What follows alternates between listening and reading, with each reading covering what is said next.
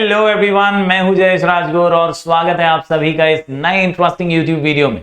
दोस्तों, हम पढ़ रहे हैं क्लास 12th का इकोनॉमिक्स न्यू सिलेबस और ये है चैप्टर नंबर 4 सप्लाई एनालिसिस का पहला वीडियो। दोस्तों, उम्मीद करता हूं आप ऑलरेडी अपनी पढ़ाई जारी रख रहे होंगे इसी चैनल से। अगर नए हैं तो जरूर सब्सक्राइब कीजिए, बेल आइकन दबाइए, क्योंकि यहां आपको लगातार ऐसे इंफॉर्मेटिव वीडियोस मिलते रहेंगे। साथ ही साथ मैं रिक्वेस्ट करूंगा कि आप जरूर प्लेलिस्ट सेक्शन में जाइए। प्लेलिस्ट सेक्शन में आपको चैप्टर वाइज वीडियोस मिल जाएंगे, ओसीएम, एसपी, इकोनॉमिक्स, आईटी जैसे सब्जेक्ट्स के। अभी धीरे धीरे हम और भी सब्जेक्ट्स ऐड ऑन करते जा रहे हैं। जरूर अपना प्यार बरकरार रखिए। टेलीग्राम चैनल हमारा जरूर ज्वाइन कीजिएगा, लिंक डिस्क्रिप्शन में है। नाम है स्काई एजुकेशन ऑफिशियल। यहां पर ढेर सारी नोट्स और पीडीएफ रिसोर्सेस आपका इंतजार कर रहे हैं। चलिए आज के इस वीडियो को शुरू करते हैं।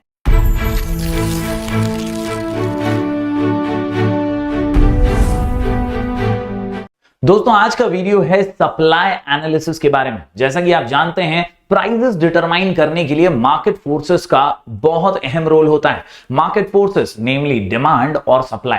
तो जितना जरूरी डिमांड को पढ़ना है, उतना ही जरूरी है सप्लाई एनालिसिस को समझना और उसको बारीकी से परखना। दोस्तों, अगर आपको चैप्टर 3A और 3B थोड़ा थोड़ा भी आता है तो चैप्टर नंबर 4 इस साल का सबसे आसान चैप्टर है। जी हां, सप्लाई एनालिसिस में ज्यादातर हम वही सारी चीजें पढ़ते हैं, बस पर्सपेक्टिव चेंज हो जाता है। जो हमने 3A 3B में पढ़ा था कंज्यूमर के एंगल से, अब हम वैसी ही चीजें पढ़ने वाले हैं प्रोड्यूसर के एंगल से। और इसीलिए कहते हैं chapter 3A and 3B where consumers behaviour and chapter number 4 supply analysis is producers behaviour. यानी ये एक दुकानदार का, एक बेचने वाले का पर्सपेक्टिव हमारे सामने रखता है, क्योंकि सप्लाई तो वही करते हैं। जी हां, जो दुकानदार हैं, जो बेचने वाले हैं, जो ट्रेडर्स हैं, उनका नजरिया हम इस चैप्टर में समझने वाले हैं। दोस्तों, डिटेल में मैं आपको बताऊं तो यहां पर जो मंत्राज हैं वो बहुत सिंपल है। वहां हमने लॉ ऑफ डिमांड पढ़ा था, यहां हम लॉ ऑफ सप्लाई पढ़ेंगे। वहां हमने वेरिएशन और चेंजेस इन डिमांड को पढ़ा,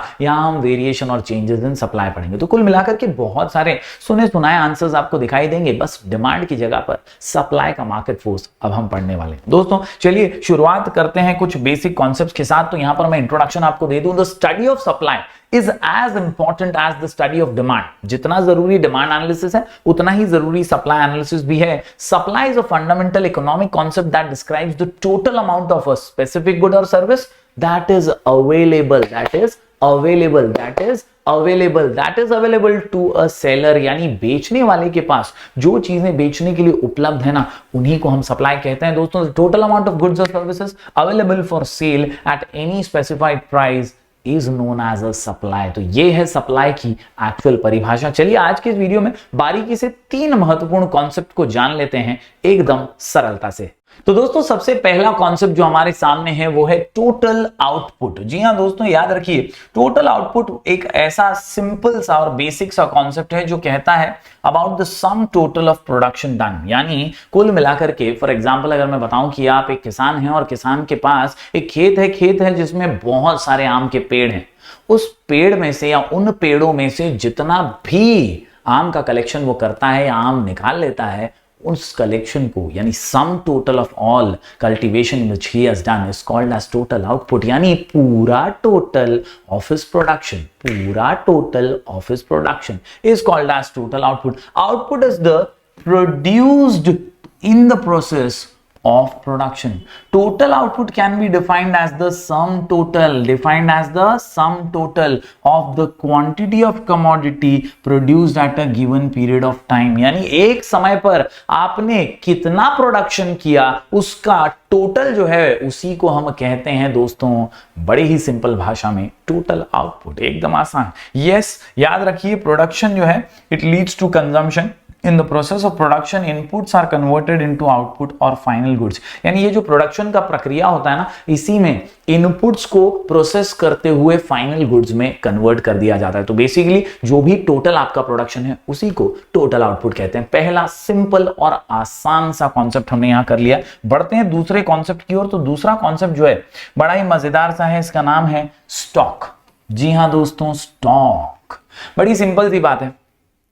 आपने कई आम निकाले अपने खेत में से, अलग अलग पेड़ों से आपने आम निकाले, और ये आम जो थे 2500 आम थे। 2500 में से यार 500 तो खराब निकले थे। जो 2000 आपके पास हैं अवेलेबल, वो है आपका स्टॉक। अब उनमें से आप पेटियों में भर भर के अपने ट्रेडर्स को, अपने सेलर्स को जो है वो देने वाले हैं, वो होगा आपका सप्लाई। किसी को 2 पेटियां, किसी को 3 पेटियां, ये जो आप डिस्ट्रीब्यूट करेंगे, जो आप अवेलेबल कर रहे हैं फॉर सेल ना, वहां पर दोस्तों आप जब सप्लाई करते हैं तो वो सप्लाई बन जाता है। स्टॉक वो है जो आपके पास अवेलेबल है। तो 2000 आम आपके पास अच्छे वाले अवेलेबल है, वो 2000 क्या है? आपका स्टॉक है। बड़ी सिंपल भाषा में, stock is the total quantity available for sale. क्या? Available for sale. क्या? Available for sale at a particular time. It is the source of supply. कई अहम बातें यहां पर मार्क कर लीजिएगा। Stock is the source of supply. हम सप्लाई तभी कर सकते हैं जब हमारे पास स्टॉक है। हम सप्लाई तभी कर सकते हैं जब हमारे पास स्टॉक है। मेरे पास वो 2000 आम है, इसलिए मैं पेटियों में भर के बांट सकता हूं, वरना मैं बांटूंगा कैसे? सप्लाई नहीं कर पाऊंगा। Yes, it is a potential supply. आज नहीं तो कल मेरे पास वो जो स्टॉक पड़ा है वो कल सप्लाई तो जरूर होगा। फॉर एग्जांपल, मेरे पास 2000 आम थे, मैंने 500 की 2 पेटियां बनाई और 1000 आम जो है वो सप्लाई कर दिए। जो मेरे पास पड़ा हुआ है वो क्या है? 1000 आम मेरे स्टॉक हैं। 1000 आम क्या है? मेरे स्टॉक। वो हमेशा मेरे पास ही रहेंगे क्या? नहीं। It is potential supply. आज नहीं तो कल उसमें ये काबिलियत है कि वो भी सप्लाई होगा। And that is what is called as potential supply. By increasing production, दोस्तों प्रोडक्शन बढ़ा के स्टॉक को आप इंक्रीज कर सकते हैं। Without stock supply is not possible. ये भी एक जबरदस्त बात है कि स्टॉक के बिना सप्लाई पॉसिबल ही नहीं है। मेरे पास आम नहीं होते तो मैं सप्लाई नहीं कर सकता। Normally stock exceeds supply. ये भैया स्टार मार्क कर लीजिएगा, ये पॉइंट जो है बड़ा जबरदस्त है। नॉर्मली स्टॉक जो होता है वो सप्लाई से ज्यादा होता है। अक्सर यही होता है। मेरे पास 2000 थे, उसमें से 1000 मैंने सप्लाई कर दिया, 1000 मैंने रखा, तो सप्लाई जो किया वो कम था ना।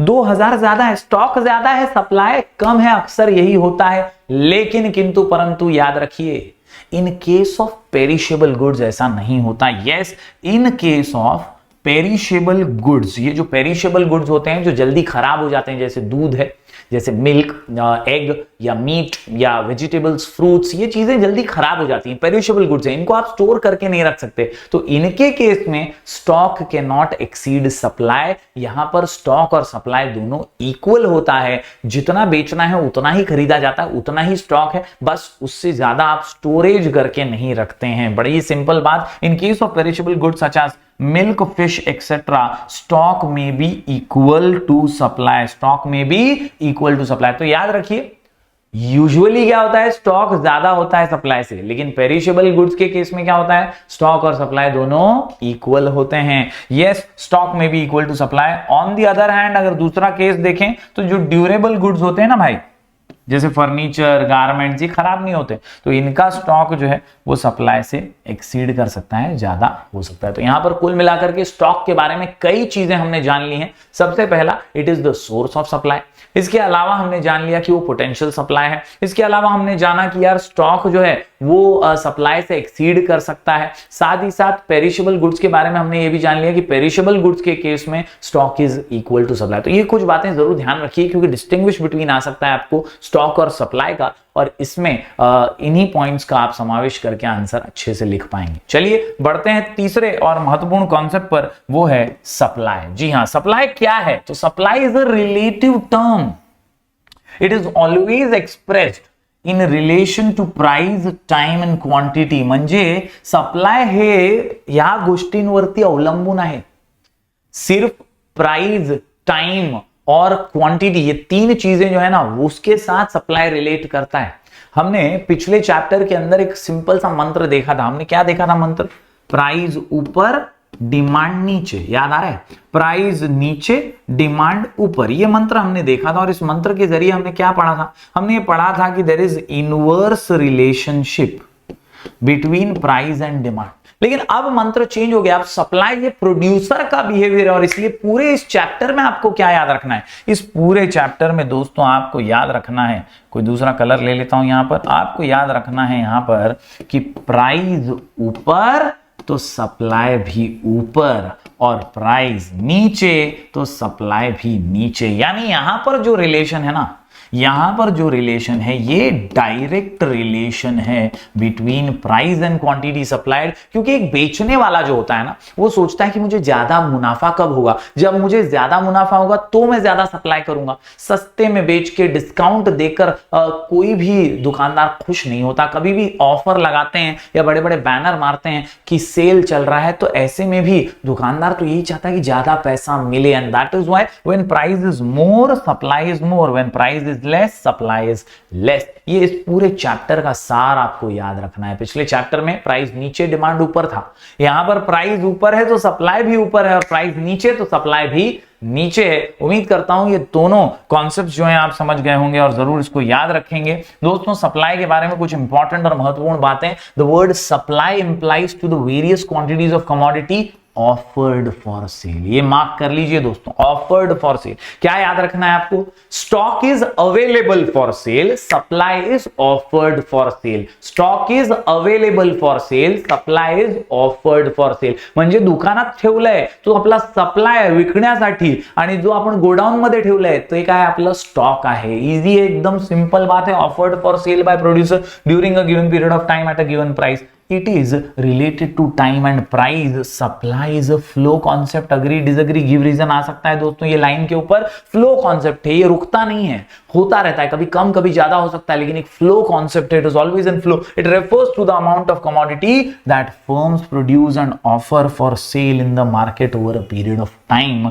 से a day, a week, month और अ ईयर. यानी कुछ भी कर लीजिए, एक बात दिमाग में फिट कर लीजिए, जो कमोडिटी क्वांटिटी की ऑफर्ड फॉर सेल है, जो ऑफर्ड फॉर सेल है उसे सप्लाई कहते हैं, जो अवेलेबल फॉर सेल है उसे स्टॉक कहते हैं. उम्मीद करता हूं दोस्तों पूरा का पूरा कच्चा चिट्ठा कॉन्सेप्ट आज का आपको समझ में आ गया होगा. आज हमने बहुत सारी अलग अलग छोटी छोटी कॉन्सेप्ट सीखी हैं. जैसे यहां पर आप डेफिनेशन सप्लाई का देख सकते हैं. पॉल सैमुअल्सन का डेफिनेशन है. क्या डेफिनेशन है? बोलता है supply refers to the relation between market prices and the amount of goods that producers are willing to supply. यानी क्या भाव पे प्रोड्यूसर अपना प्रोडक्ट बेचता है ना, उसी को उसका सप्लाई कहते हैं. Supply refers to the quantity of commodity that a seller is willing and able to offer for sale at a given price. एक पर्टिकुलर भाव पे, एक पर्टिकुलर दाम पे जो भी कमोडिटी वो ऑफर कर रहे हैं सेल के लिए ना, उसे हम कहते हैं दोस्तों सप्लाई.